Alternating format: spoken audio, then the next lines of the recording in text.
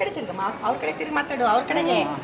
ನನ್ನ ಹೆಸರು ಸುಮನ್. ನಾನು 4ನೇ ತರಗತಿಯಲ್ಲಿ ಓದುತ್ತಿದ್ದೇನೆ.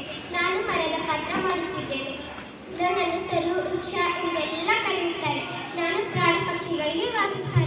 ನಾನು ಆಮ್ಲಜನಕವನ್ನು ನೀಡುತ್ತೇನೆ. ನಾನಿಲ್ಲದಿದ್ದರೆ ಕಾಡಿಲ್ಲ. ನನ್ನ ದೇಹದ ಪ್ರತಿ ಭಾಗಗಳು ಉಪಯೋಗಕರ.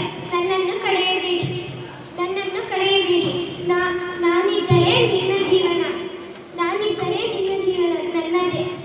ನನ್ನಿಂದ ನಿಮಗೆ ಕಟ್ಟಿಗೆ, ಹೂವು, ಹಣ್ಣು, ಔಷಧಿಗಳು ಸಿಗುತ್ತವೆ.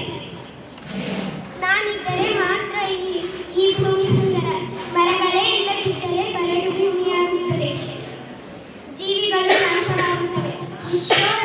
ರಕ್ಷತಿ ರಕ್ಷಿತ.